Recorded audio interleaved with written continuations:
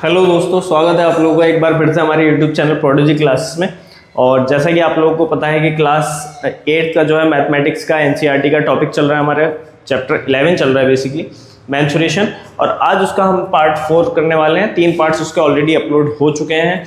आप लोगों ने नहीं देखे हैं तो आप लोग ज़रूर जा करके देखिए और आप लोगों की समझ में ज़रूर आएगा, पूरा मेंसुरेशन क्लियर हो जाएगा। क्लास 8 का बहुत अच्छे से मैंने आपको एक्सप्लेन किया है, हर चीज़, हर पॉइंट, हर क्वेश्चन आप लोगों को बताता हुआ चल रहा हूँ, चाहे वो एग्जाम्पल से हो या फिर वो एक्सरसाइज का हो। अब अगर बात करें इस वीडियो की, तो हमने पिछले वाली वीडियो में पार्ट नंबर 3 में एक्सरसाइज 11.2 को स्टार्ट किया था और 11.2 के हमने 6 क्वेश्चंस कर लिए थे।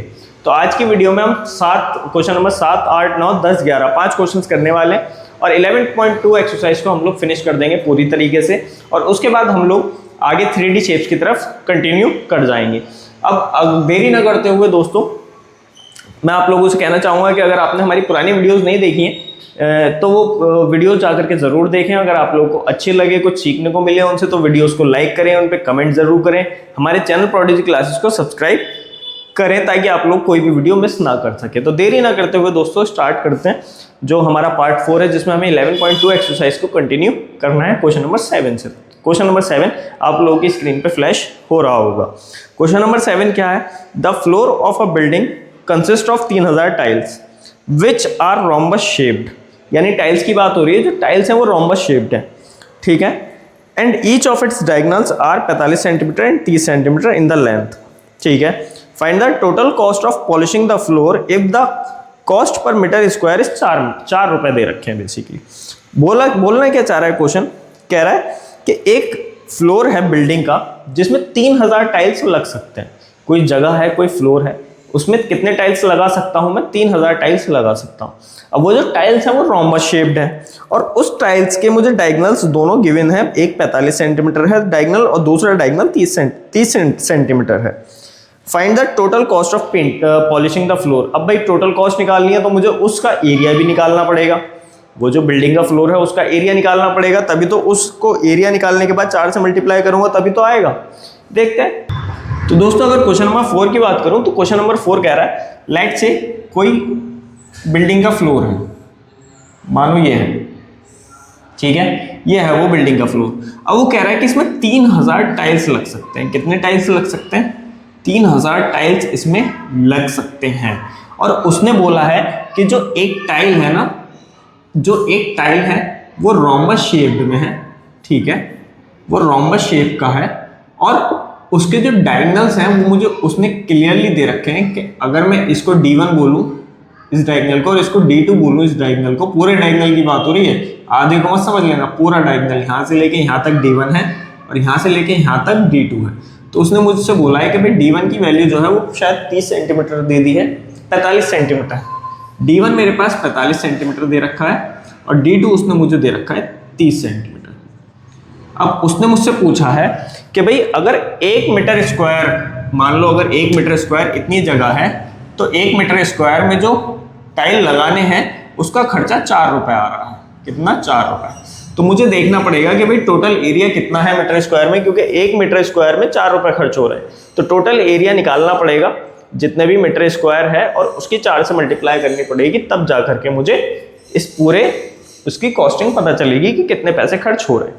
फिलहाल क्वेश्चन पे अगर हम आए तो सबसे पहले तो मुझे ये देखना पड़ेगा कि भाई इस जो टाइल है, ये जो टाइल का मुझे साइज दे रखा है डायगोनल्स का, इसका एरिया कितना आ रहा है। क्योंकि अगर मुझे ये पता लग गया कि मान लो एक टाइल का एरिया इतना है और 3000 टाइल लगा रहे हैं, तो अगर मैं एक का एरिया निकाल के उसको 3000 से मल्टीप्लाई करा दूं तो मुझे मिल जाएगा, क्योंकि 3000 टाइल ही तो लग सकते हैं पूरे के पूरे। इसमें जो लग सकते हैं, कितने टाइल लग सकते हैं? 3000 टाइल लग सकते हैं। और एक टाइल का एरिया मैं निकाल सकता हूं क्योंकि उसने मुझे डायगोनल्स दे रखे हैं। तो अगर मैं एक टाइल का एरिया निकाल के 3000 से मल्टीप्लाई करा दूं तो मुझे इस पूरी फील्ड का एरिया मिल जाएगा। जाहिर सी बात है, क्योंकि 3000 टाइल उसने मुझसे क्वेश्चन में बोला है कि 3000 ही लगेंगे। तो अगर मैं बोलूँ कि भाई एरिया ऑफ रोम्बस कितना होता है, एरिया ऑफ रोम्बस होता है, मुझे पता है, half multiplied by D1 multiplied by D2। अगर मैं एक टाइल का एरिया, क्योंकि एक ही टाइल है और एक टाइल के उसमें मुझे डायगोनल दिए हुए, बाकी सारे टाइल्स इसी के जैसे हैं, सबके डायगोनल सेम है, हम लोग ये वाली बात मान के चलेंगे।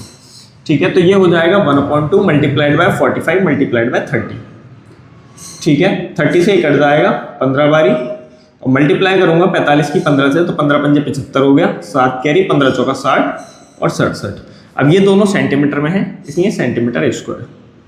ठीक है, ठीक है भाई। अब कितने टाइल इस्तेमाल हो रहे हैं? 3000 टाइल इस्तेमाल हो रहे हैं। ये जो आया है एक टाइल का एरिया आया, ये आया है मेरे पास एरिया ऑफ रोम्बस। अब ये जो एक टाइल का एरिया है, इसको अगर मैं 3000 से मल्टीप्लाई करा दूं तो मुझे एरिया ऑफ फील्ड मिल जाएगा। तो यानी कि अगर मैं बात करूं एरिया ऑफ फील्ड कितना होगा वो, भाई एक टाइल कितना है 675 सेंटीमीटर स्क्वायर है।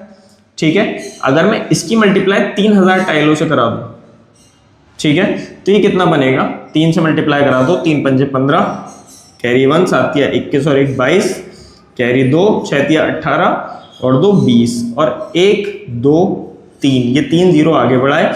अब क्योंकि ये सेंटीमीटर स्क्वायर में था तो ये भी सेंटीमीटर स्क्वायर में ही टोटल एरिया जो है मेरे पास फील्ड का आ गया।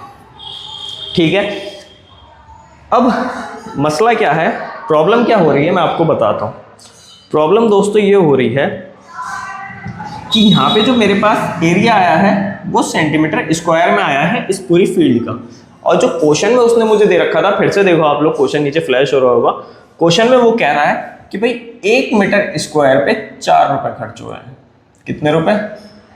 4 रुपए।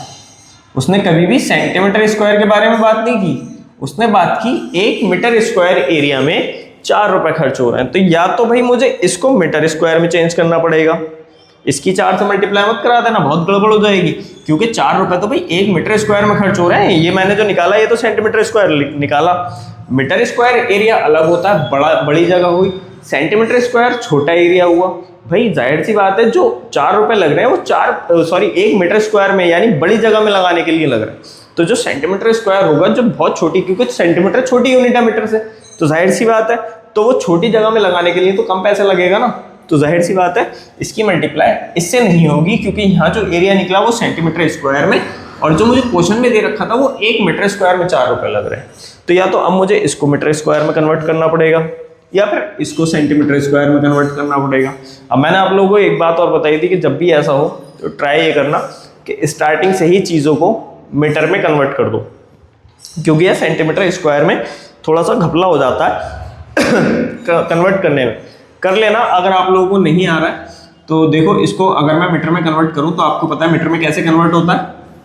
1 मीटर में कितने सेंटीमीटर? 100 सेंटीमीटर। ठीक है भाई, तो ये कितना बनेगा, सेंटीमीटर से मीटर में जा रहा है, सेंटीमीटर से मीटर में जाने पे डिवाइड करना पड़ेगा, तो 45/100।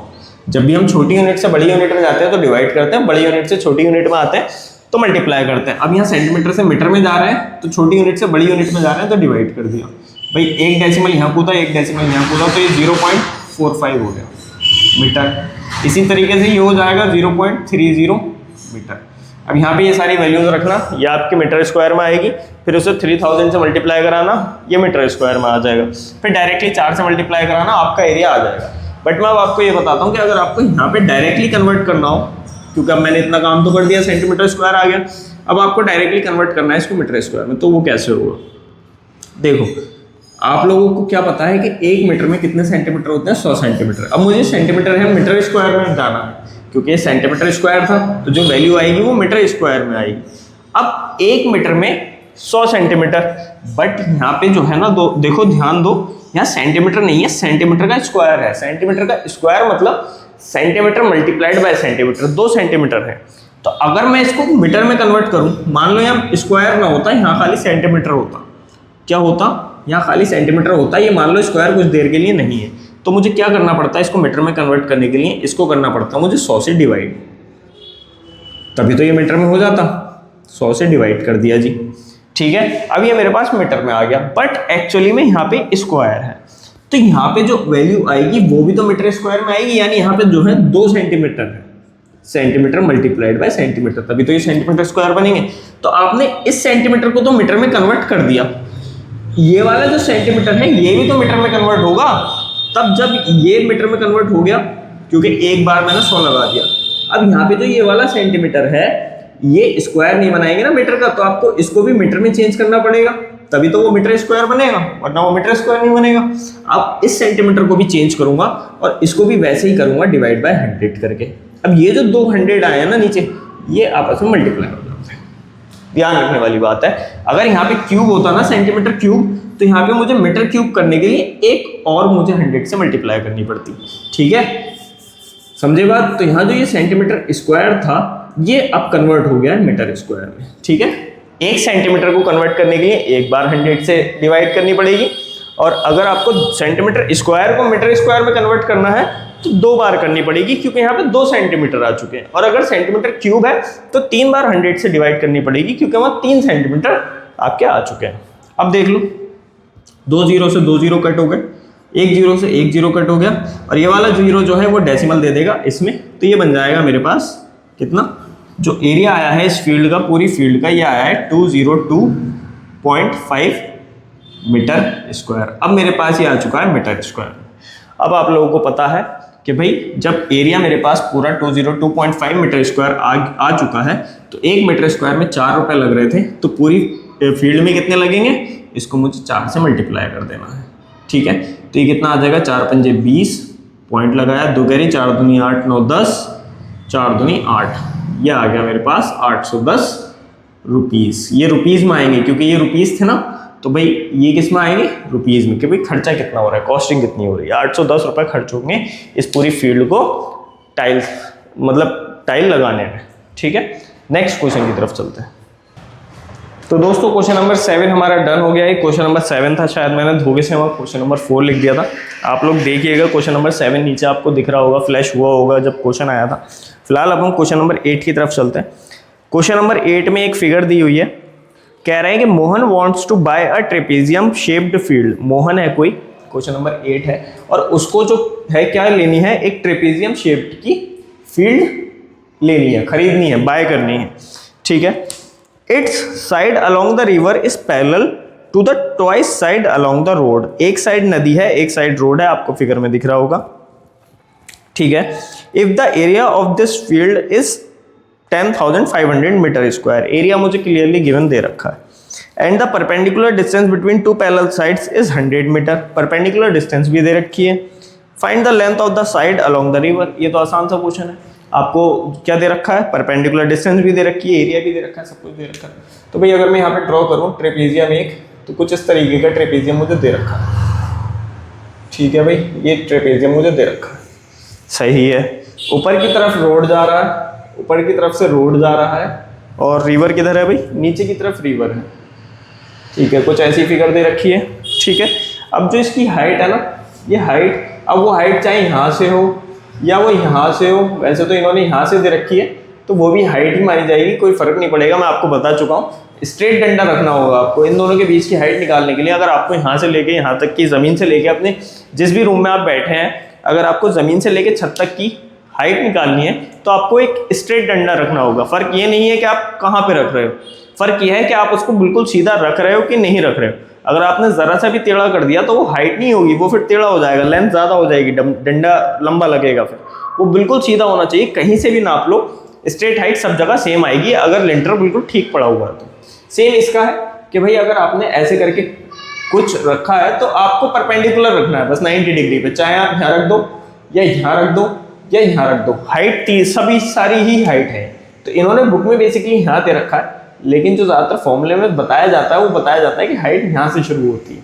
अब आप लोगों की समझ में आ गया होगा कि वो यहाँ हो कहीं भी हो, वो परपेंडिकुलर डिस्टेंस ही मानी जाएगी, फर्क बस पड़ेगा कि वो स्ट्रेट होनी चाहिए। एरिया आप लोगों को दे रखा है इसका दोस्तों 10,500 मीटर स्क्वायर। ठीक है, क्वेश्चन की तरफ आते हैं। अब आप लोगों को बताना है कि भाई पैरेलल जो साइड्स हैं अलोंग द रिवर वो कितनी है। रिवर की जो साइड है ये वाली साइड आपको बतानी है। तो आपको पता है एरिया ऑफ ट्रेपेजियम, आप लोग फंस जाएंगे इसमें। एरिया ऑफ ट्रेपेजियम क्या होता है, half sum of parallel sides a plus B into height, ये होता है। मल्टीप्लाई मैंने छुपा दिया, आपको पता है मल्टीप्लाई हाइट कर सकते हैं, तो वो मैंने छुपा दिया। ठीक है, एरिया ऑफ ट्रेपेजियम मुझे दी हुई है वैल्यू 10,500। ठीक है, 1/2 यहाँ सम ऑफ पैरेलल साइड्स आएगा, ये मुझे नहीं पता है, a प्लस बी, और हाइट कितनी दे रखी है 100 मीटर। अब दोस्तों प्रॉब्लम कहाँ पर आएगी, फिर से प्रॉब्लम वही आई कि मैंने आप लोगों को बताया था कि अगर एक इक्वेशन के अंदर आपके पास दो अलग अलग वेरिएबल्स हैं तो आप कभी भी उन वेरिएबल्स की वैल्यू नहीं निकाल पाएंगे। आपने इस साल जो पढ़ा है क्लास 8th में वो पढ़ा है equation, linear equations in one variable. जो क्लास 9th और 10th में पढ़ाया जाता है वो पढ़ाया जाता है लीनियर इक्वेशंस इन टू वेरिएबल। जब आपके पास एक इक्वेशन में दो वेरिएबल आ जाए तब आपको कैसे अप्रोच करना है क्वेश्चन को। अभी आप लोगों को इस सिलेबस में वो चीज़ नहीं है। क्लास 8 में केवल सिंगल वेरिएबल है एक इक्वेशन के अंदर, कि अगर सिंगल वेरिएबल आए एक इक्वेशन में तो आपको किस तरीके से क्वेश्चन को अप्रोच करना है वो मैं आपको सिखा चुका हूँ। माफ कीजिएगा कि आपको एक वेरिएबल एक साइड रखना है, बाकी सारी वैल्यूज को दूसरी साइड ला करके उसकी वैल्यू निकाल देनी है। अब यहाँ पे देखो दो वेरिएबल आ गए, एक ए है और एक बी है, तो ये आपका आउट ऑफ सिलेबस क्वेश्चन हो गया। इसका मतलब यहाँ हमने कुछ ना कुछ गड़बड़ कर दी। क्वेश्चन की तरफ दोबारा चलेंगे, क्वेश्चन देखेंगे दोबारा से। क्वेश्चन में ही हमें हिंट इसका दिया हुआ है। देखो ये वाली लाइन देखो, its side along the river is parallel to and twice the side along the road. कह रहा है कि जो साइड रिवर की तरफ है ना, जो साइड हाँ रिवर की तरफ है वो पैरेलल है इस वाली राइट साइड से, और कह रहा है twice the side along the road.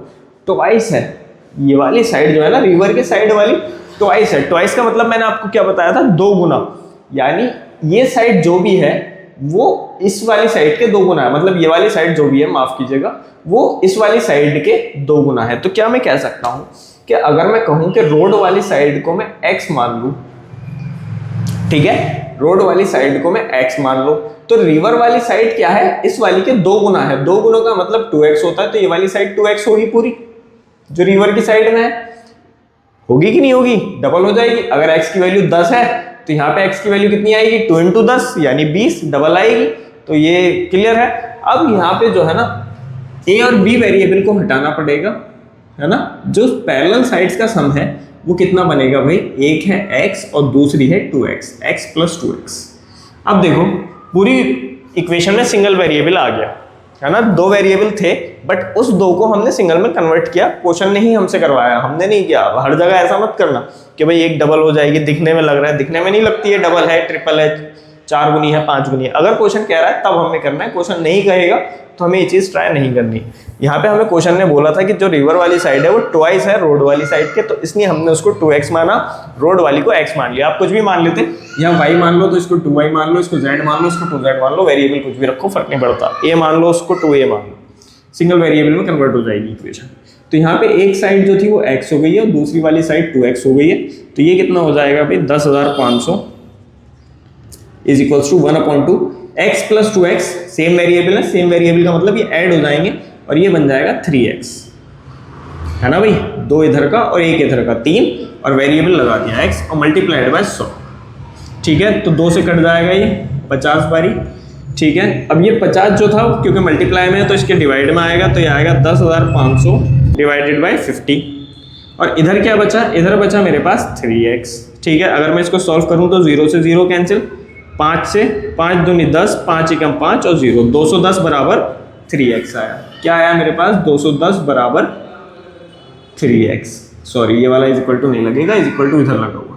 अब क्योंकि ये मल्टीप्लाई में है तो ये 3 भी इसके नीचे जाएगा, तो ये हो जाएगा 210/3 और ये बचा इज इक्वल टू में x, क्योंकि मुझे x को अकेला करना है। ये काट लो 3 से, 3 7 21 और ये जो 0 था ये ऊपर लगा दूंगा, तो x की वैल्यू दोस्तों कितनी आ गई, 70। अब क्योंकि ये भी मीटर में था, ये भी मीटर में था, तो x की वैल्यू भी मीटर में ही आएगी। तो जब x की वैल्यू मीटर में आई, यानी रोड वाली साइड जो थी वो कितनी आई मेरे पास, 70 मीटर। तो भाई ये वाली साइड कितनी थी, 2 गुना थी। x की वैल्यू रख दूंगा यहाँ, तो ये 2x बराबर कितना हो जाएगा, 2 मल्टीप्लाइड बाय x की वैल्यू कितनी है, 70। तो ये जाहिर सी बात है 140 मीटर। अब क्योंकि ये साइड है तो यहाँ पे मीटर स्क्वायर मत लगा देना कि भाई ये मीटर स्क्वायर होगी, नहीं, क्योंकि ये साइड है भाई, पैरेलल साइड्स है। तो ये वाली तो आई मेरे पास 140 मीटर और ये वाली आई है 70 मीटर। सिर्फ एरिया होता है मीटर स्क्वायर में, साइड्स वगैरह नहीं होती। तो ये था आपका क्वेश्चन नंबर 8। नेक्स्ट क्वेश्चन की तरफ चलते हैं। क्वेश्चन नंबर 9 दोस्तों आप लोगों की स्क्रीन पे फ्लैश हो रहा होगा। कह रहे हैं top surface of a raised platform is in the shape of a regular octagon. एक ऑक्टागोन आपको दे रखा है इस बार। ऑक्टागोन क्या याद होगा आप लोगों को, 8 साइड्स होती हैं और 8 इक्वल है। Regular octagon as shown in the figure, figure दे रखी है आपको, ठीक है, मैं आपको ड्रॉ कर दूंगा। Find the area of the octagonal surface, मैं फिगर ड्रॉ कर देता हूँ। तो दोस्तों ये फिगर है मेरे से बोला जा रहा है, क्वेश्चन नंबर कौन सा है, क्वेश्चन नंबर 9। मेरे से बोला गया है कि इस ऑक्टागोनल फिगर का मुझे एरिया निकालना है। इजी है, कोई दिक्कत है नहीं वैसे। अब मैंने आप लोगों को बता दिया था कि जब ये वाली 5 दे रखी है आपको, ये ऑक्टागोन की 8 साइड्स हैं, देखो गिन लो, 1 2 3 4 5 6 7 8, और ये 8 बराबर होंगी, बराबर। अब उसने मुझे जब एक 5 दे दी है तो ये वाली भी 5 मीटर है, ये वाली भी 5 मीटर है, ये वाली भी 5 मीटर है, ये वाली भी 5 मीटर है। 8 साइड्स उसने 5 मीटर मुझे बोल दिया, एक ही दी है, लेकिन मैं जाहिर सी बात है जब ऑक्टागोन होता है तो उसकी सारी साइड्स बराबर होती है, तो 5 मीटर हो गई है सारी साइड्स। अब उसने मुझे ये वाली जो पूरी लाइन है ये मुझे 11 मीटर दे रखी है। तीर का मतलब होता है कि भाई ये पूरी लाइन जो है वो 11 मीटर है। तो क्या मैं कह सकता हूँ कि मैं एक लाइन यहाँ पे भी ड्रॉ कर लूँ और ये भी 11 मीटर ही होगी जब ऊपर वाली होगी, है ना भाई, क्योंकि इक्वल फिगर चल रही है, सारी चीज़ें इक्वल हैं, तो जाहिर सी बात है जो ऊपर वाली लाइन होगी वो यही नीचे वाली लाइन होगी। और एक ही नीचे से अगर मैं परपेंडिकुलर डालूँ तो ये भी 4 का ही आना चाहिए। जब ऊपर 4 मीटर का आ रहा है तो नीचे भी 4 मीटर का आएगा, ठीक है। अब यहाँ पे मुझे 3 फिगर्स दिख रही हैं। अगर मुझे इस पूरे ऑक्टागोन का एरिया निकालना है तो बेसिकली एक डायरेक्ट फॉर्मूला भी होता है इन सब का एरिया निकालने का, ऑक्टागोन का, हेक्सागोन का, हेप्टागोन का, बट वो आप लोगों को नहीं जाना है। 10th 11th क्लास में आता है, वो 10th क्लास में आता है आई थिंक। डायरेक्ट एरिया कैसे निकलेगा, अभी हमें फिगर्स में तोड़ लेना है इसको। मैंने देखो 3 फिगर्स में तोड़ा इसको। ये लाइन मैंने खुद ड्रॉ की, मुझे ये वाली लाइन क्वेश्चन में गिवन थी, ये परपेंडिकुलर क्वेश्चन में गिवन था। मैंने एक लाइन एग्जैक्ट ड्रॉ की इसके सामने, तो ये भी 11 हो गई, और ये परपेंडिकुलर डाला तो बिल्कुल, क्योंकि ये भी 4 था तो ये भी 4 ही पड़ेगा, ठीक है। अब मेरे पास ऊपर तो एक मुझे ट्रेपीजियम मिल गया, नीचे मुझे एक रेक्टेंगल मिला, एक मुझे इधर ट्रेपीजियम मिल गया, तो जाहिर सी बात है एरिया निकालना शुरू कर देता हूँ। बीच में पहले मैं रेक्टेंगल का निकालूंगा, तो area of rectangle, area of rectangle क्या होता है, एरिया ऑफ रेक्टेंगल होता है दोस्तों L इंटू बी, है ना। अगर मैं रेक्टेंगल की बात करूं तो देखो ध्यान से, ये मुझे 11 हो गई है, 11 मीटर, और ऊपर वाली भी 11 मीटर है, ठीक है। ये वाली 5 मीटर दे रखी है, ये वाली साइड देखो 5 मीटर, तो ये वाली भी 5 मीटर होनी चाहिए, और वो है भी 5 मीटर। अब आपको पता है L इंटू बी, अगर ये लेंथ हो गई है तो ये ब्रेथ हो जाएगी, तो भाई 11 इंटू 5, तो मेरे पास आ गया 55 मीटर स्क्वायर का एरिया, किसका, रेक्टेंगल का, यानी इसका जो एरिया है वो आया 55 मीटर। अब अगर मैं बात करूं इस ट्रेपीजियम की, वैसे दोनों ट्रेपीजियम सेम ही है। अगर आप देखो ये पहला लाइन 11 की है तो ये वाली 11 की है, छोटी वाली 5 है तो ये छोटी वाली 5 है, परपेंडिकुलर 4 है, परपेंडिकुलर 4 है, सब कुछ सेम है, यानी ये बिल्कुल एक जैसे ट्रेपीजियम है। तो जो इसका एरिया आएगा वही इसका एरिया आएगा, क्योंकि वैल्यूज चेंज नहीं होंगी। तो अगर मैं एरिया ऑफ ट्रेपीजियम निकालूं, एरिया ऑफ ट्रेपीजियम क्या होता है, वो होता है half sum of parallel sides into height, ठीक है। तो half sum of parallel sides, ऊपर वाले की बात करूं तो एक 5 और एक 11, 5 प्लस 11 कितनी हो गई, 16, डायरेक्ट लिख देता हूं, मल्टीप्लाइड बाय 16। भाई पैरेलल साइड्स यही तो है, ये वाली 5 और ये वाली 11, तो 11 और 5 कितनी हो गई, 16, मल्टीप्लाइड बाय हाइट कितनी दे रखी है, मुझे 4 दे रखी है, तो 2 से काट लो इसे, 2 दूनी 4 और 16 दूनी कितना आया, 32 मीटर स्क्वायर। अब इस वाले का भी 32 आएगा, क्योंकि कुछ भी चेंज नहीं होगा।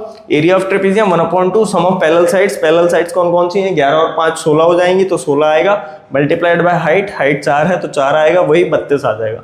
यानी इसका जो एरिया आया है वो आया 32 मीटर स्क्वायर, और इसका जो एरिया आया है वो भी आया है 32 मीटर स्क्वायर। अब अगर मुझे देखना है कि भाई एरिया ऑफ ऑक्टागोन क्या आएगा, तो आप लोगों को पता है कि भाई तीनों फिगर्स के एरियाज को मुझे प्लस कर देना है, 32 प्लस 55 और प्लस 32, तो ये कितना आएगा, 2 और 2 4, 5 9, 5 3 8 9 10 11 119। अब तो क्योंकि तीनों एरिया मीटर स्क्वायर में थे इसलिए फाइनल एरिया भी मीटर स्क्वायर में ही आएगा, 119 मीटर स्क्वायर। नेक्स्ट क्वेश्चन की तरफ चलते हैं। नेक्स्ट क्वेश्चन दोस्तों क्वेश्चन नंबर 10 है, कह रहे हैं कि there are a pentagonal shaped park as shown in the figure, for finding its area Jyoti and Kavita divided it into 2 different ways. आप लोगों को दिख रहा होगा, पूरी फिगर नजर आ रही होगी। कह रहे हैं find the area of this park using both ways, can you suggest some other ways of finding its area. मैं फिगर बना देता हूँ।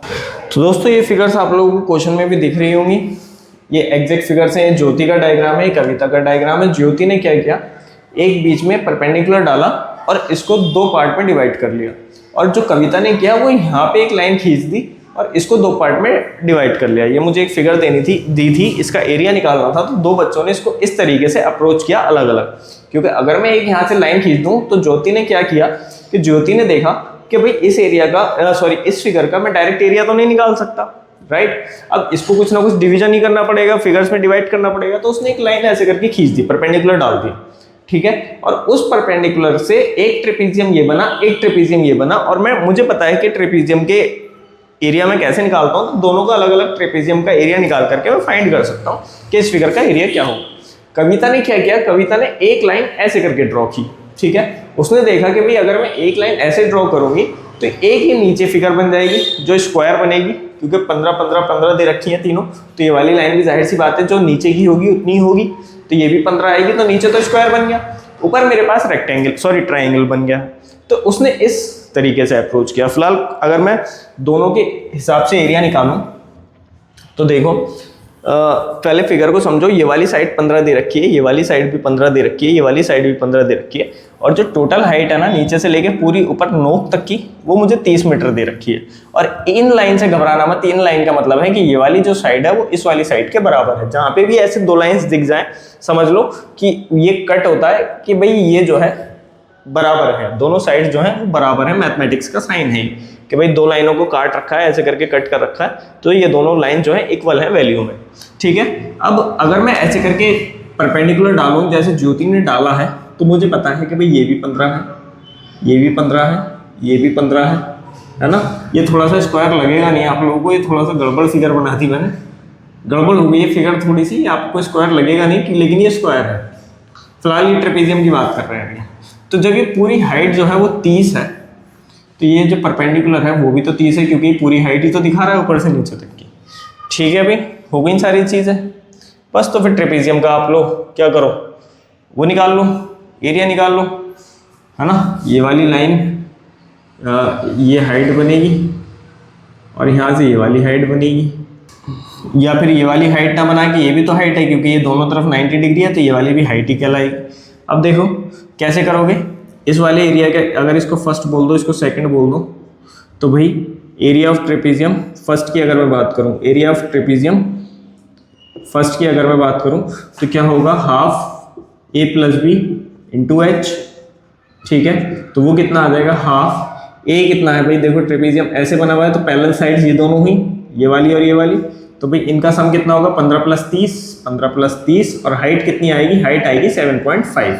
क्यों आएगी 7.5, क्योंकि आप लोगों को पता है कि ये स्क्वायर है एक नीचे, तो ये वाली जो लाइन होगी पूरी 15 की होगी। अब मैं जब इसको एग्जैक्ट बीच में से काटूंगा तो 7.5 ये हो जाएगी और 7.5 ये हो जाएगी, क्योंकि 7.5 और 7.5 15 हो जाता है, ठीक है। और जब इसकी वैल्यू में निकालूंगा तो ये आएगा 1.2 45 मल्टीप्लाइड बाय 45 और मल्टीप्लाइड बाय 7.5, है ना। आप लोग इसकी वैल्यू निकाल लेना, आपको फर्स्ट ट्रेपेजियम का एरिया मिल जाएगा, फिर आप सेकंड ट्रेपेजियम का एरिया निकाल लेना, वो आपको मिल जाएगा, और उन दोनों को एरिया को ऐड कर देना और आपको इस पूरी फिगर का एरिया मिल जाएगा। अब आप आना इस साइड, ठीक है, ये 15, ये भी 15 है, ये भी 15 है, ये भी 15 है कविता के डायग्राम पे। अब आपको इस स्क्वायर का एरिया निकालना है, तो आपको पता है स्क्वायर का एरिया कैसे निकलेगा, साइड स्क्वायर यानी 15 का स्क्वायर। साइड 15 दे रखी है, तो 15 का स्क्वायर कितना होता है 225 मीटर स्क्वायर, तो नीचे वाले स्क्वायर का एरिया आ गया। अब रही बात ट्राइंगल की, तो मुझे चाहिएगी ये वाली वैल्यू, क्योंकि आपको पता है कि भाई बेस तो चलो 15 दे दिया, अब मुझे हाइट निकालनी पड़ेगी।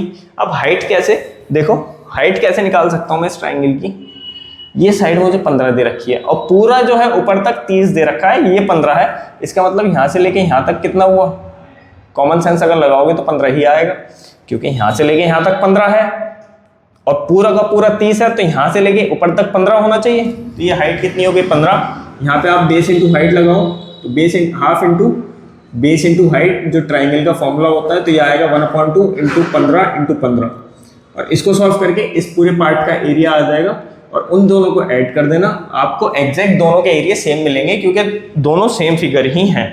अगर आप लोगों के एरिया मिसमैच आ रहे हैं तो इसका मतलब आपने कोई गड़बड़ी की है, वरना जो इसका एरिया आएगा टोटल एरिया इन दोनों ट्रेपेजियम को ऐड करने के बाद उस वही एरिया आएगा यहाँ पे स्क्वायर और ट्राइंगल को ऐड करने के बाद, ठीक है, क्योंकि सेम ही फिगर है, बस अप्रोच अलग अलग है। अगर आप लोग किसी और तरीके से अप्रोच करना चाहो तो वो भी सोचना, थोड़ा ध्यान देना।